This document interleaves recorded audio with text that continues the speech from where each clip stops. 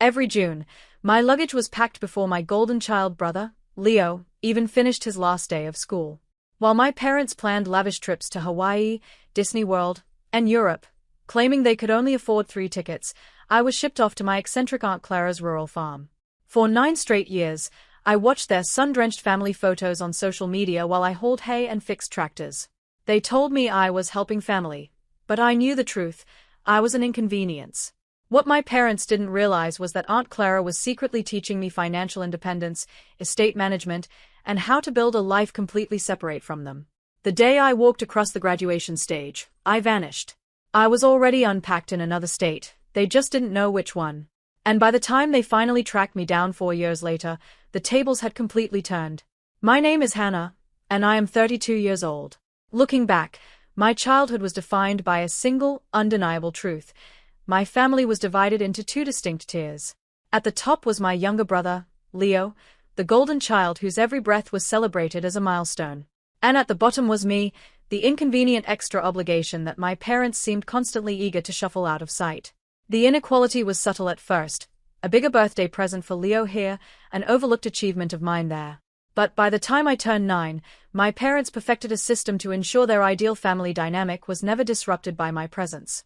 Every single June, before the ink on my report card was even dry, my suitcases were packed and waiting by the front door.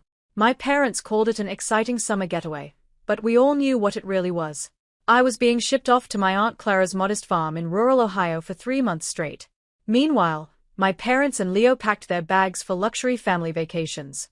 Hawaii, Disney World, European cruises, beach resorts in Mexico. If it was sun-drenched and expensive, they went. When I asked why I couldn't come along, my mother would offer a practiced, sympathetic sigh. "Oh, Hannah, sweetie, you know how tight finances are right now. We can only afford 3 tickets. Besides, Aunt Clara needs help around the farm. You're doing a good deed for family." Financial tightness was a complete lie, considering my father bought a new sports car every 3 years and Leo was enrolled in elite private sports camps. But as a child, you want to believe your parents.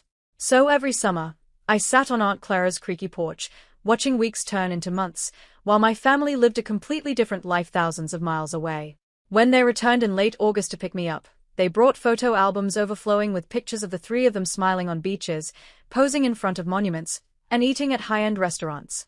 They never brought me souvenirs, except for the occasional cheap airport keychain.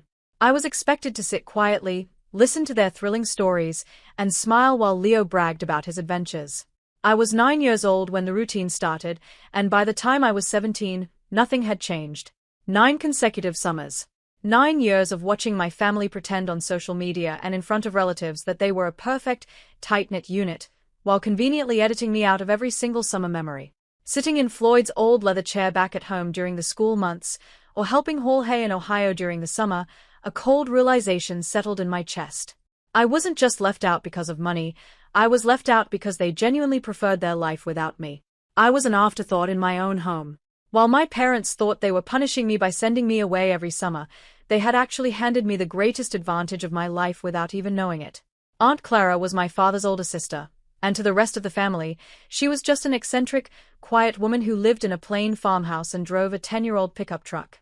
My parents openly looked down on her, assuming her modest lifestyle was the result of poor choices. They were completely wrong. Aunt Clara wasn't poor. She was a retired commercial real estate investor who had built a quiet fortune through disciplined investments, tax strategies, and property acquisitions. She chose to live simply because she had nothing to prove to anyone. And during those 9 summers, instead of letting me sit around feeling sorry for myself, Aunt Clara decided to pass her entire legacy of knowledge down to me. It started the summer I turned 10. While my brother was learning to surf in Maui, Aunt Clara sat me down at her kitchen table with a stack of ledger sheets, financial statements, and real estate contracts. She taught me how to read balance sheets, calculate net operating income, understand compound interest, and evaluate property values.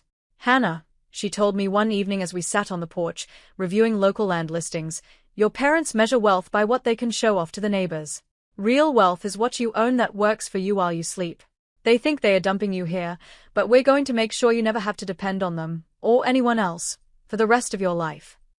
Every summer became an intensive masterclass in financial freedom. By the time I was 14, While my family was touring European cities, I was shadowing Clara as she negotiated commercial leases, managed tenant disputes, and acquired multifamily residential units across Ohio. She gave me real responsibility, paying me a fair wage for assisting with her property management work. Under her guidance, I opened a high-yield investment account. Every dollar I earned from working on her properties, along with smaller jobs during the school year, went straight into index funds and real estate investment trusts. Clara matched my savings dollar for dollar. By the time I reached my senior year of high school, my parents thought they were dealing with a quiet, passive teenager who was destined to live a small, insignificant life.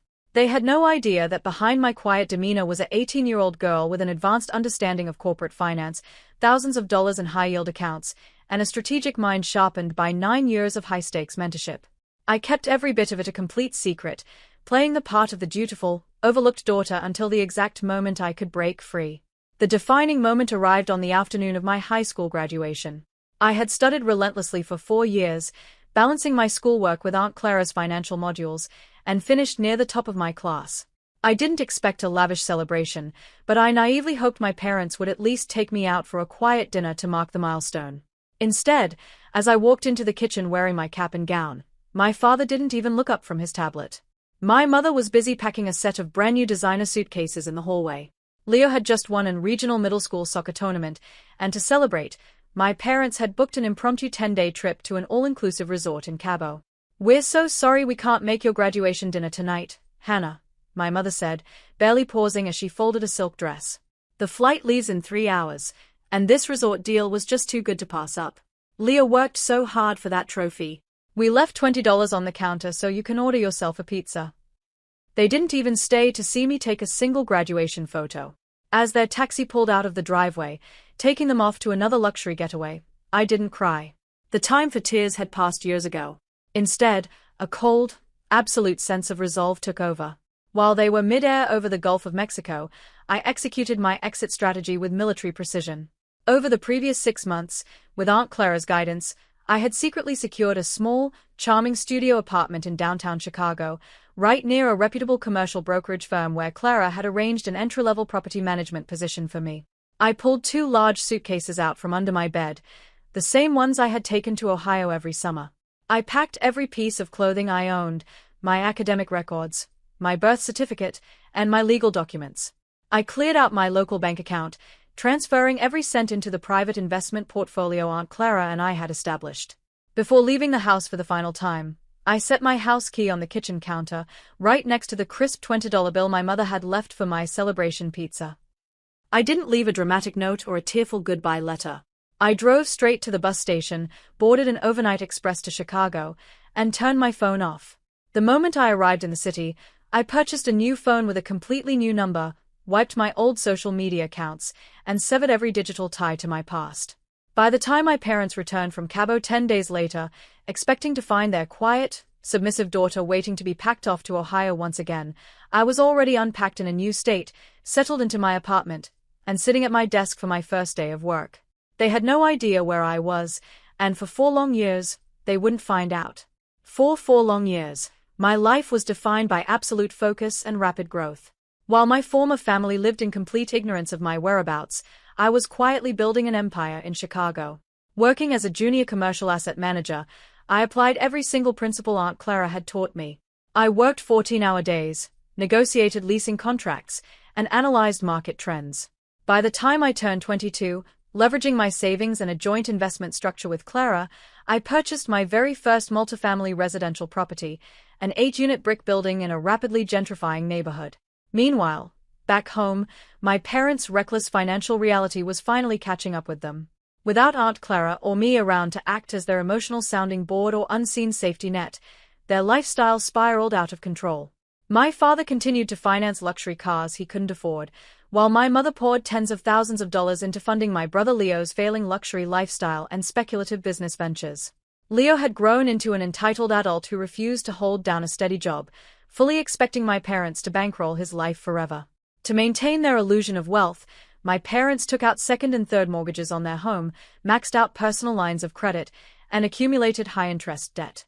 When Aunt Clara quietly refused to bail them out, their world began to collapse. Within 4 years, their primary residence was placed into formal foreclosure, and their debts exceeded $1.2 million. They desperately needed a miracle, and that miracle came in the form of a coincidence. Leo, attempting to secure a loan through a major commercial brokerage in the Midwest, happened to cross paths with a senior partner at my firm. Recognizing our shared last name, the partner casually mentioned that one of the brightest young property owners in Chicago was a woman named Hannah. It didn't take long for them to connect the dots. The quiet daughter they had abandoned for 9 summers was now a successful real estate investor holding substantial assets. The first contact came on an ordinary Tuesday afternoon. My office desk phone rang. When I picked up, my mother's voice trembled through the speaker, thick with forced emotion and artificial tears. "Hannah? Oh my God, Hannah, is that really you? We've been searching everywhere for you. How could you just abandon your family like that?" I sat back in my leather chair, taking a slow breath. Her voice didn't trigger anger or anxiety anymore. It felt like listening to a stranger. "What do you want?" I asked, keeping my tone completely flat. "We need help, Hannah." My father chimed in on the speakerphone, his voice devoid of its former arrogance. "We're about to lose the house. Leo's business failed, and the bank is taking everything. You have to help us. Family sticks together." I almost laughed at the sheer audacity. Family sticks together. The same family that left me behind for 9 years while they flew first class around the world. I agreed to meet them 2 days later at my corporate office in downtown Chicago. When my parents and Leo walked into the glass-walled conference room, they looked battered by time and stress. My father's designer suit was ill-fitting, my mother looked visibly panicked, and Leo stood behind them, shifting uncomfortably, devoid of the arrogant swagger he'd carried as a teenager. They expected a tearful family reunion. My mother immediately stepped forward with open arms, but I raised a calm hand, stopping her in her tracks. "Sit down," I said, taking my place at the head of the marble conference table. My father leaned forward, trying to assume a commanding presence. "Hannah, look, whatever misunderstanding happened in the past, it's over. We are your parents. We're facing immediate foreclosure, and we need $700,000 to pay off the primary bank loan. We know you have the capital. You owe your success to the foundation we provided." I pulled a thick leather-bound folder from my briefcase and opened it between us. Inside was a meticulously detailed, itemized ledger covering 9 years of their luxury vacations, flight costs, resort fees, luxury dining, totaling over $400,000. Next to it was every single summer postcard they had sent Aunt Clara boasting about their trips while I was hauling hay on the farm. "You spent nearly $500,000 leaving me behind so Leo could have family vacations," I said softly, sliding the ledger across the table. "You didn't invest a single penny in my future. Aunt Clara did." Leo scoffed, crossing his arms. "That was years ago, Hannah. You're holding a childhood grudge while Mom and Dad are about to be put on the street. Just sign the transfer or loan us the money." I smiled, a slow, controlled expression that made my father's face drain of color. "I don't need to loan you anything, Leo," I replied, opening the second tab of the folder. "Because 2 weeks ago Aunt Clara and my investment group bought your foreclosed mortgage note directly from the primary lender. The bank didn't take your home. I bought it." My mother gasped, clutching her chest. You bought our house." "I am officially your primary lien holder," I continued, handing them the legal transfer deeds signed by our firm's legal team. "Which means I decide what happens next. I am not throwing you onto the street today, because unlike you, I don't destroy family out of convenience. But the days of free rides, luxury spending, and golden child handouts are officially over." I laid out the non-negotiable repayment contract, a strict, monthly amortized schedule based on my father's actual pension income, along with a mandatory clause requiring Leo to obtain full-time employment to contribute to his own living expenses. If they missed a single payment, full eviction proceedings would execute immediately. My father stared at the papers, completely defeated, before slowly picking up the pen to sign. They left my office in total silence, finally realizing that the daughter they discarded for 9 summers had become the sole architect of their survival.